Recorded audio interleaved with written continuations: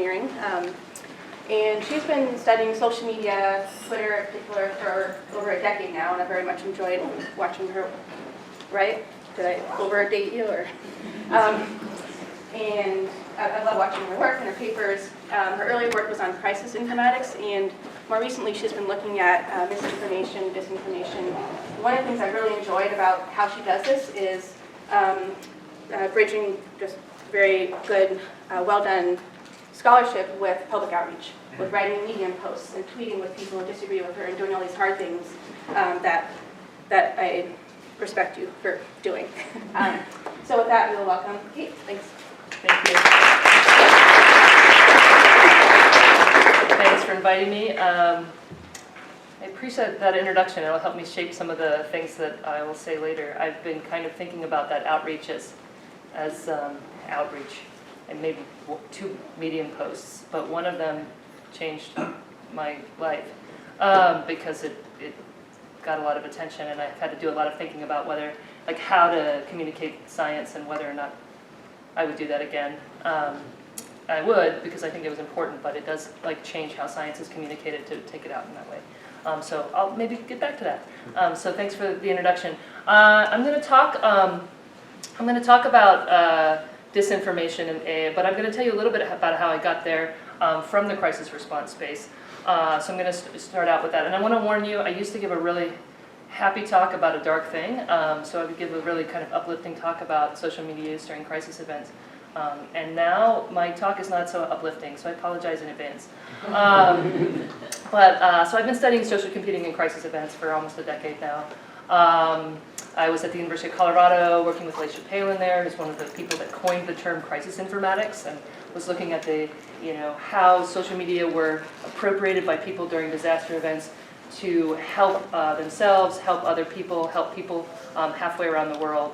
And it was very sort of positive. I mean, it was the worst of times, but some of the best sort of pro-social behaviors that people exhibit as they were trying to help people. And so we were studying that, and all along, I've been studying it ever since. I still have research in this space, and we were aware all along of stuff like this. So this is a tweet from the aptly named Comfortably Smug, who sent several clearly false. I retweeted one of them, I think. They were clearly later false. He knew that they weren't true at the time, and I didn't retweet this one, but he was retweeting things tweeting things that were untrue, and they were spreading.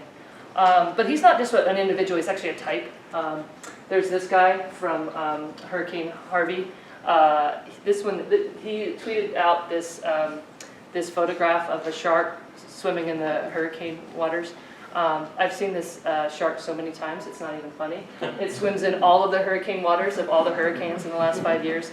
But this one I put in there, so this kind of is spreading information for attention.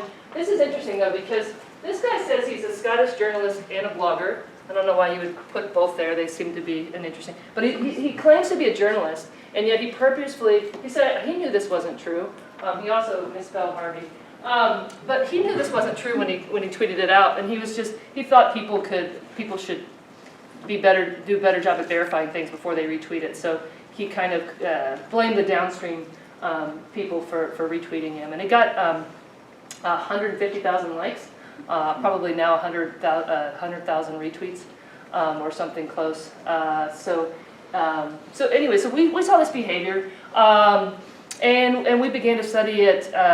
We began to study it as kind of one of our focus. We were still focused on the pro-social organizing, but we began to look specifically at online rumoring during crisis events. And I did this with colleagues Emma Spiro and Bob Mason at the iSchool at the University of Washington. And I want to tell you a couple things about rumoring during crisis events. First of all, rumors existed before the internet. It turns out that rumors actually have always been a part of crisis events. As people are trying to figure out, they're trying to make sense of incomplete information. Information changes over time. Is there 2 shooters? Is there 1 shooter? Is the dam breached? Is the dam broken? Right. So there's all of this. People are trying to make sense of information, and there's a lot of information ambiguity. And a lot of times this is with very well-meaning behaviors, and I would say we tried not to problematize it when we started looking at this space. And rumors can turn out to be true, they can turn out to be false, and so rumors themselves are not necessarily bad behavior. And in fact, we were looking at rumors of different kinds. The difference that's happened right now is that social media and other online platforms change the distance and scale and speed at which rumors can spread. And that has changed how the kinds of things that you might see and some of the incentive structures for why people might be participating. On top of that, people may be particularly vulnerable to rumors and misinformation in online spaces due to various features, including sort of our confirmation bias and the fact that we have echo chambers and filter bubbles in these spaces, due as well to how information loses context, it loses connection to the original person that sent it, and sometimes so we can't always see where information comes from, so it's hard to establish who we should trust in online environments. And so we do have this situation right now where rumoring and misinformation has been problematic in this space. And so we went into this space, and we worked in it for 3 or 4 years now, just looking at rumors in different events. But the first event that we looked at was the Boston Marathon bombings in 2013. And I'm going to start with this example because it turns out within this event were a lot of things that we began to see over and over again. But in this one, so if you remember the event, bombs went off during the marathon in the crowd. And afterwards there was a lot of confusion. It became a crime scene. 2 days later, the perpetrators, or the commonly understood perpetrators, I will say that, you'll know why later, the commonly understood perpetrators of the event were murdered a police officer and went on a sort of tried to escape and ended up in a gunfight with police in the Watertown neighborhood. So it was a multi-part event. There was a lot of chaos in terms of people trying to figure out what was going on, and there was a time where the crowd was trying to figure out who the suspects were, and the crowd pointed the finger at a lot of people who weren't there, or who weren't involved. And so we started with this space and with this kind of big question of like, what does rumoring and misinformation look like online, specifically on Twitter, because that's the data we had. And we started out with a data set that we collected starting just after the bombings, and about an hour later. We had 10 million tweets, and we created, the first thing we do a lot of like different kinds of data representations, and we do basically what we're calling interpretive mixed method data science. And there's a redundancy there, but we're still working on it. But we're doing interpretive methods, and we're trying to figure things out. And we create a lot of data representations, and then try to look at data from like the 10,000 feet level, and we're seeing like these bigger picture things, and then we'll go tweet by tweet, and we'll go really close dive into different parts, different pieces of the data to kind of get a real in-depth knowledge of what's going on. And so this is one of the kinds of data representations that we might use. And this was a co-occurrence network of the tweets where we took any tweet that had 2 hashtags, and then we put a hashtag, so each node is a hashtag, and each node is connected to another node if one tweet had both hashtags in it. So it's a really limited kind of view of the data. It's only people that use 2 hashtags in the tweet, but it gives you an interesting representation of the different kinds of conversations. And then the edges would get stronger if more tweets had both, and they're sized by the overall number of times that hashtag appeared in our set. And this is just a sampling of the top 100 hashtags, I believe. And so what we did was we dove down deeper into some of these areas to see what was going on. And in this area by Watertown, Manhunt, and Breaking News, we actually found a lot of what we would call as the sense-making rumor. People that are just trying to figure out what's going on, they've got this uncertain information, and they're trying to help people by tweeting really fast, or maybe get some attention for themselves. And so, for instance, this was where, in those tweets were a lot of these rumors that were pointing the finger at the wrong people, that did not, this is a person who was falsely accused of the event. There was this large rumor pointing the finger at this young man. We also, in this other area, over here, Pray for Boston, Boston Strong, when we dove down into that area, we found a lot of what we're calling now like clickbait rumors. where people are trying to get attention. They're trying to get people to retweet them. This is an example of one of them. This is a rumor that this little girl died in the bombings. She's fine. She did not die in the bombings. It said that she died while running the marathon. Girls this age do not run the marathon, turns out. I think she's walking a 5K event. It actually says that on her bib. So this was purposefully propagated for attention and likes. And so, but again, maybe not a huge problem, but that's something that was going on. So the other kind of rumor type that we found is what I'm going to focus the rest of this talk on. But it was, so we found it up here. See what's going on here? We've got Obama, and then TCOT. Does anyone know what TCOT is? A few people know what TCOT is. Top conservatives on Twitter. It's a hashtag used to sort of say that you're having a politicized conversation. In 2013, it's still used. Then we have P2, which is like progressives.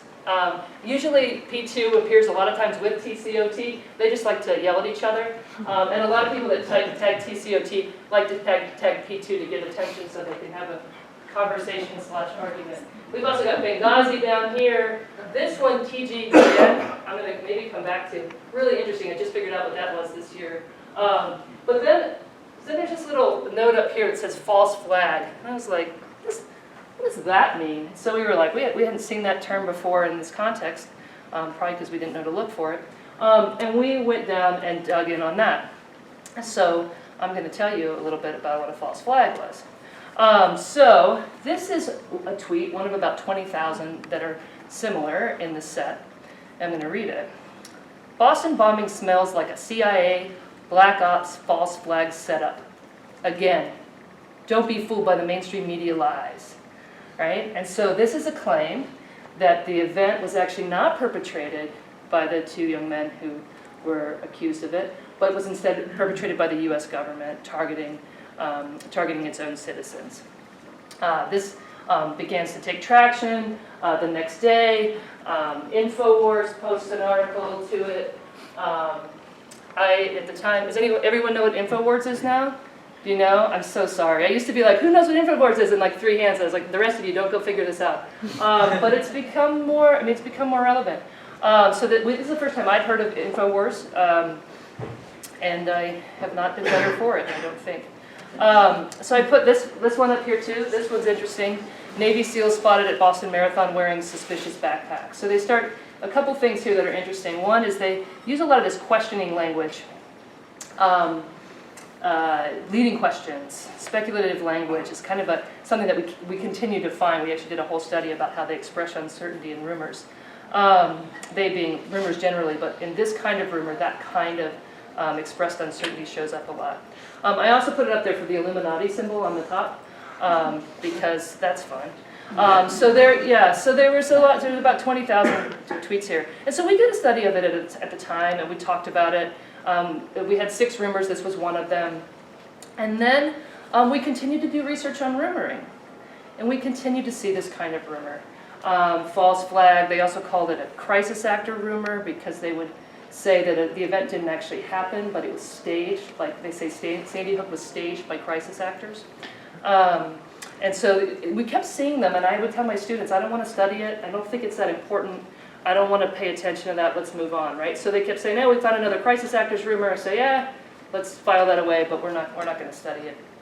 But we saw these patterns over time that they kept showing up, and we recognized that they were connected back to these other events in other times. And then 2016 happened, and we decided that there were some things happening in this data that were being reflected on a larger scale, and that it wasn't so marginal after all. And so we decided to go back in and study specifically this kind of behavior. And so, and I did this last December, January. I think it's important to recognize the timing of this because things change online. But this was a study that I did in January or December, January of last year, using data we collected about during 2016. And I'll explain a little bit about this. This study is presented at ICWSM in May, I think, and talking about alternative narratives. And at the time I called it the alternative media ecosystem. I think I now would revise that to calling it the pseudo-media ecosystem. I think there's an important distinction there. And so I'm going to talk a little bit about this study. We use the grounded interpretive mixed method analysis using a combination of qualitative, quantitative, and visual analysis. In this case, we started with this seed data that we had from shooting events, and I hate to admit it, but we have an ongoing collection that year because there have been so many high-profile shooting events that we were using the Twitter streaming API to collect in real time on terms that had shooter or shooting or gunman in them. We collected over about 9 months from January through October, and we ended up with 58 million tweets, which is way too big to do much with in our methods. And so we cut that using these terms that we were already familiar with, the false flag, the hoax, crisis actors terms. We cut that to a much smaller data set. I call it now medium-sized data, but this is something that we can make sense with in a couple different ways. And I'm going to tell you a little bit about that. So to give you a couple example tweets from that set, and I'm sorry for the heaviness of the topic here, there were lots of tweets in this set related to the Orlando nightclub shootings that happened in June of that year. And here's an example of one of those tweets. Was the Orlando shooting a false flag? ? Shooter had ties to FBI, regular at club, did not act alone? ? So we see again that leading language. This cites to links to an article on the Activist Post, which is a website we see in the conversation a lot. I know. Here's another one. More Orlando shooting hoax. Proof. Same actors in Sandy Hook and Boston Marathon fake bombing. Gun takeaway agenda. So a couple things going on here. The repetition. All of these events are like this. So they're building like this kind of understanding that this happens all the time, and that there's this they connect it to a gun takeaway agenda. And what they mean by that is that these events are being staged by your government in order to provide rationale for taking away your guns. So it brings that, it connects that narrative, people are afraid of their guns being taken, to these other narratives that are going on. And then this last one, which was from a suspended account, and so I don't have a picture of it, but we had it in our data, and I think it's important in this case for suspended accounts that we're still able to look at them.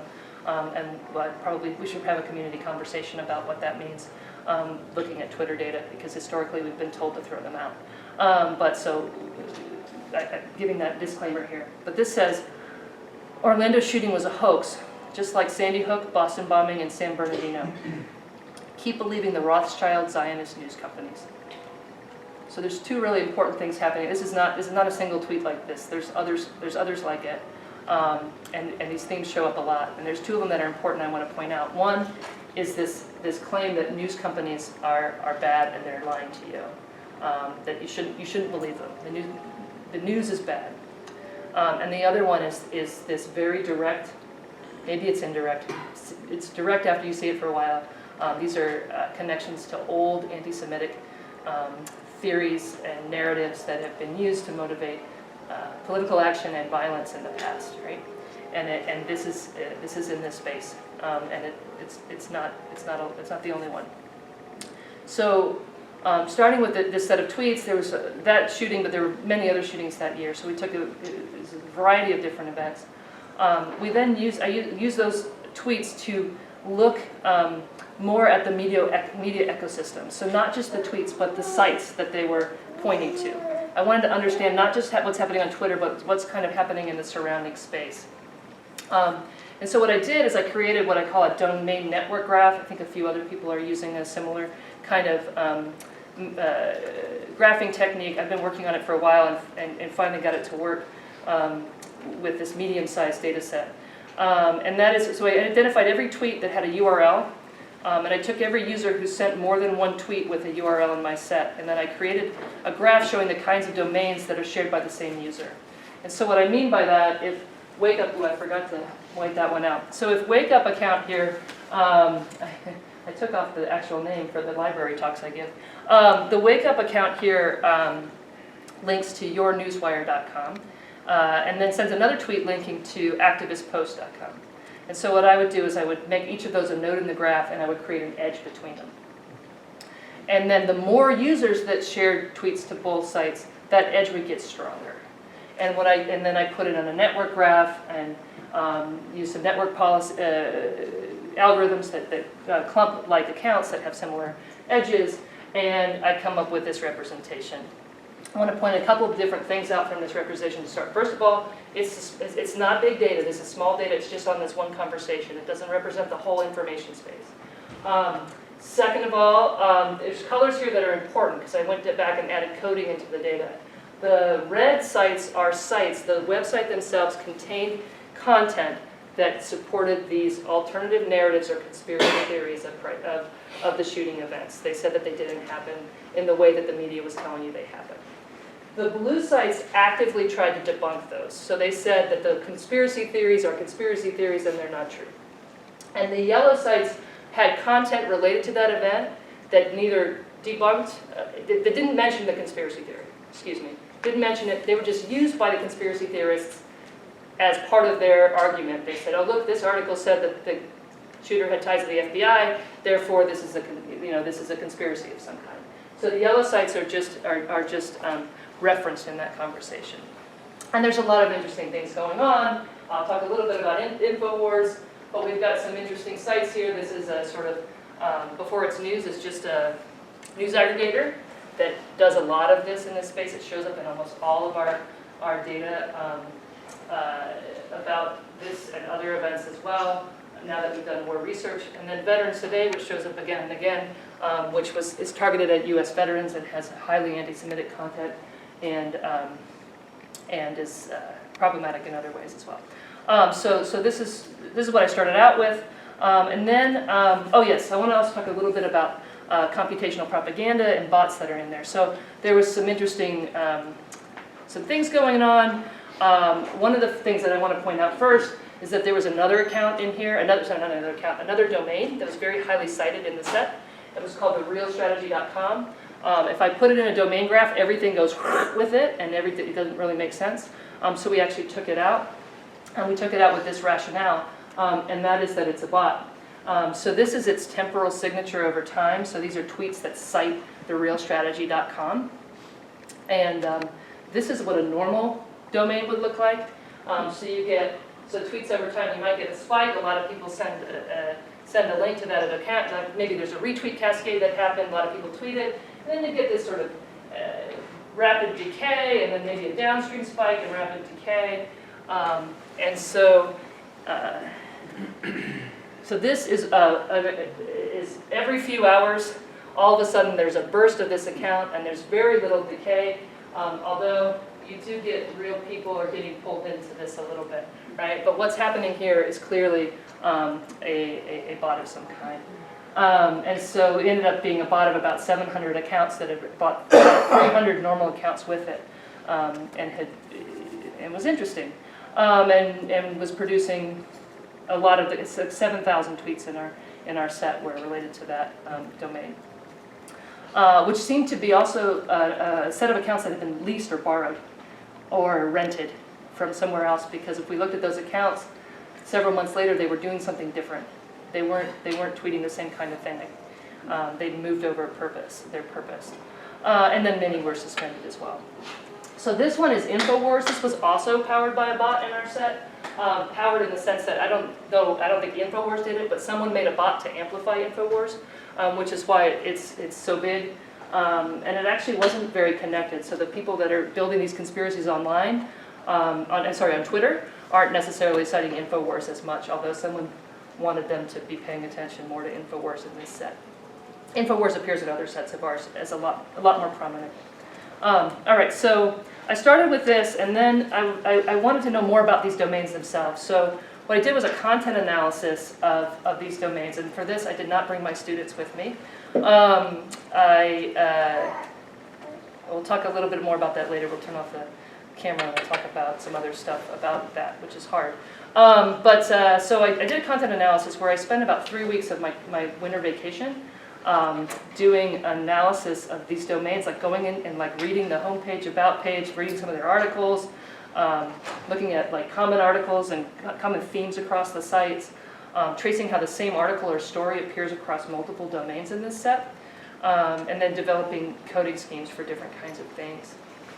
And I'm going to give you a kind of a brief analysis of some of those findings. One thing I will say up front, this was very disorienting. I was very disoriented both for those 3 weeks and then for a period afterwards that probably affected my mental health Okay, in the, so just in the winter. So when do you want me to turn off? I'll tell you, not yet. It was very disorienting. And here's some of the findings that I had from that sort of content analysis. And the first one is that these sites didn't just talk about alternative narratives or conspiracy theories of crisis events. There were many different conspiracies, and most sites had many of them. There's probably a set, someone could probably get to the end of the set, or pretty close to it. But most sites had like 20 or 30 of these different things. And I've highlighted a few here to have a conversation about them, but it's important to kind of think about, we were thinking about some politicized nature, and I'll talk about the politics later, but these things brought in different kinds of people. We had people that were concerned about GMOs. You have people that are anti-vaccine. You've got people that are talking about chemtrails, flat Earth theory, 9/11 truthers. So you've got a lot of in this content. There were a lot of these different narratives. Now, I would say what I understand now is that they're trying to connect these narratives to other kind of deeper ones, and I'll talk a little bit about some of them as well. But you have a lot of different things going on in these spaces, and part of it is just because the people that like this content might like other content here, and so the people are grouping these together to get kind of a readership of these kinds of things. One thing we do know is that evidence suggests that believing in one conspiracy theory is predictive of believing in another. We don't know necessarily the causation of that, but we can perhaps think of these information spaces as gateways from one to another. And in fact, I've had conversations with a few folks, like I talked to somebody we were having a conversation about the flat Earth theory, and they were saying that there's good evidence for that. And I said, how did you get here? And this person said, well, I was concerned about GMOs, and so I went on Alex Jones's site. He had this thing about GMOs. It was really compelling. And then I started really thinking about 9/11, and there's really good evidence for that being an inside job. And then the person explained that they were, concerned about chemtrails as well. And then got all the way through, and they self-confessed to buying the nutritional supplements.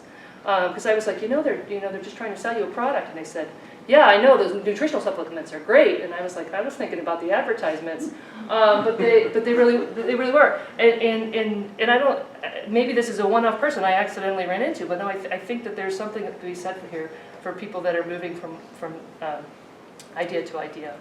Another thing that I went in looking for, and very naively, it was about political propaganda. I'm not a political scientist, and I went in with a very sort of limited U.S. left, U.S. right kind of perspective. And that's not what I found here at all. In fact, some of these things are meant to appeal to people on both sides of the political spectrum. What I did see was a convergence. Now, this was in December, and I didn't really understand what it was. Now I understand better, and probably you do too. It was a convergence around this idea of anti-globalism. And globalism was an interesting term that was used to mean different things to different people. So for people on the left, globalism means globalization. And so to be anti-globalist is to be, against the kinds of economic policies that exploit people in different parts of the world and that exploit people all of us. We maybe feel exploited by big corporations in different ways. For people on the right, anti-globalism means anti-immigration. It means protectionist policies. And very specifically, they started talking about it, the opposite of globalism is nationalism. There was an article in Sputnik News I read as part of this thing, and I'm like, oh, they're spelling it out. Sometimes explicitly spelling out, you're not a globalist, you're a nationalist. Another piece of this was very specific and strong attack on media and the mainstream media. And you can see, like, a lot of these frame themselves as alternative media spaces. And so they, you can see it's part of their DNA to say, we're not mainstream media is bad. But this attack was very explicit in some places. And I want to kind of talk a little bit about it in one example. So I'm going to use the example of 21st Century Wire with the caveat that they're really not happy with me right now and not about this talk because they haven't seen it. So I actually picked them, they're right here in the network, and they're strongly connected to a lot of the very kind of strong conspiratorial sites. But I picked them because their about page put all the, there was a lot of really interesting about pages that converged around the same thing. And I started taking each of them and doing analysis on the different about pages. But and I'm going to read it for you if you can't see it. But 21st Century Wire just hit a lot of the refrains all at once in a very concise way. So I'm going to read it. The 21st century is the beginning of a new information epoch, and you, the reader, are the freshman class of free and critical thinkers in a new and dynamic information age. In its totality, there is an immense volume of information to be had on the internet, but we truly believe that in this new, decentralized, grassroots, and egalitarian World Wide Web, the cream will eventually rise to the top. But that can only be achieved by keeping this internet neutral and free from excessive government control. This resonates for me. I don't know if it resonates for you. I don't want the internet to be government controlled. I want it to be free. I believe in this, democratization of information. I don't think, a few mainstream media outlets should own the message. This totally resonates for me, and it's very attractive. And it uses this. I'm a critical thinker. I know how to I can make sense. So they use this idea of do your own research. We're going to give you just the facts. If you talk to some of the people that are in these spaces, I did my own research, and this is what I came up with. So 21st Century Wire had content on all of these topics. I actually had the topics up there before I went back and went to see which ones they had. All of this is available, except for the nutritional supplements. At the time, I did not see advertisements for nutritional supplements, which made me think about what their financial model was, because that seems to be one of the common ones across most of these sites. So this is a sense they're using critical thinking to draw people into this space with these kinds of ideas. Another piece that I didn't report on heavily in the first time I wrote up the paper, but that the more research that I've done and talked to other people is the salience of state-sponsored media in this data set. And I would say that we did have sites, Press TV, which is Iranian government-supported, RT, Sputnik, and Kate Han, which was a think tank from Eastern Ukraine, were in the data set. They're small. They weren't highly cited, but there were lots of other sites that were very highly cited that the content was extremely sort of pro-Putin. There was why are these English language sites telling me so much about how, the role of Russia and Putin in the world? And then you look deeper and they have connections. They have partnerships with different Russian government-funded think tanks and academic institutes in Moscow. And these are three sites that have pretty strong connections. And so we noticed that there was that there was this element of state-sponsored media. And this, if you think about the context of this, we had this idea that there were information operations happening in our information space in 2016, around the time that my data comes from. And this is not, I was looking at Twitter, but you have Facebook dealing with this, and they, early on they say, oh no, it wasn't happening. But then in about April of 2017, Facebook comes out and says, yes, they were used for information operations during these times by foreign government and non-state actors to spread false news, disinformation, using networks of fake accounts, and often pointing to these domains that are in some ways similar to some of the ones I was looking at. Okay, so this is kind of the end of that study.